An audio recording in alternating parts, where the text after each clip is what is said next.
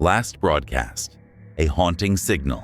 It began as a routine night for Jake Carter, a late-night radio DJ for the small independent station, WXRM, in the remote town of Maple Hollow.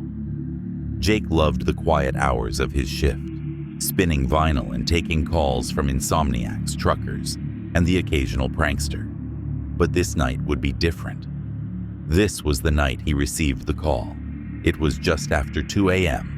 The usual hum of his equipment filled the studio as Jake queued up an old blues record. His phone line blinked to signal a caller, and he picked it up with his usual greeting.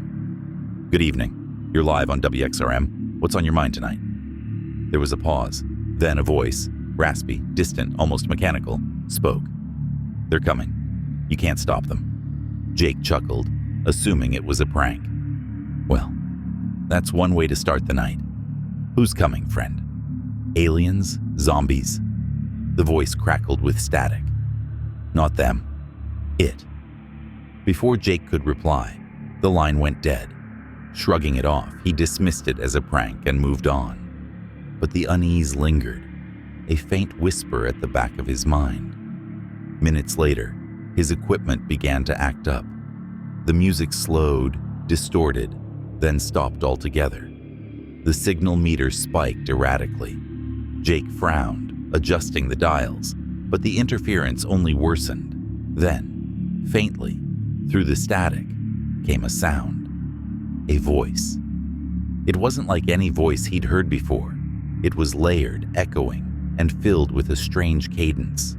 Words seemed to overlap and repeat, like a distorted choir speaking in unison. He leaned closer to the speakers, straining to understand the message.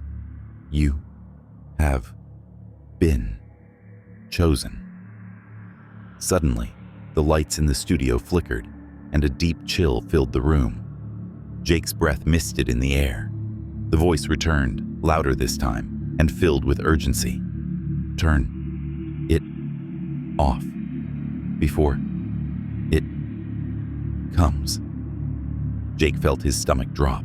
He scrambled to shut off the broadcast equipment, but the buttons were unresponsive. The static grew louder, almost deafening, and the strange voices layered into a cacophony of incomprehensible sounds.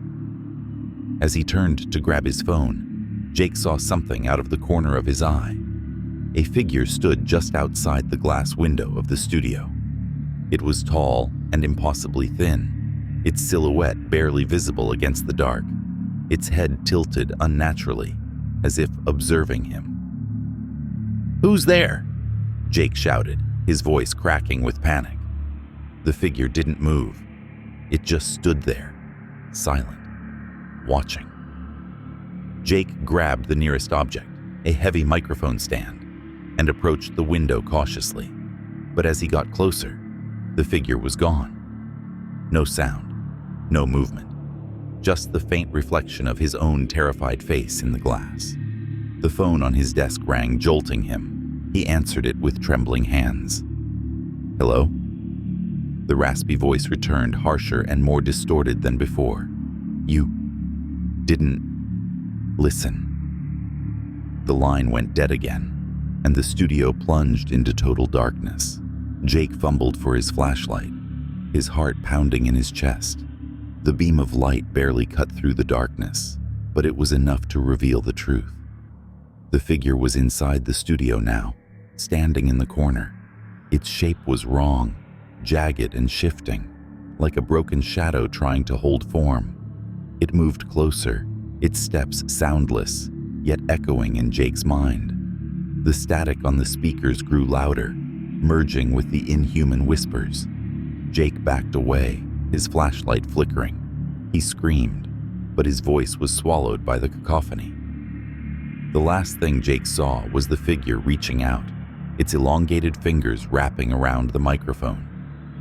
And then, silence. When the morning crew arrived, the studio was empty. The equipment was fried, the records melted, and the air carried a faint metallic tang. Jake was never seen again. Listeners claimed they heard the last moments of his broadcast, a strange, haunting static interwoven with faint cries for help. Some say it was a hoax. Others believe Jake became part of the signal, a warning for those who listen too closely. To this day, late at night, WXRM occasionally picks up a faint transmission. You can't escape. Will you keep listening?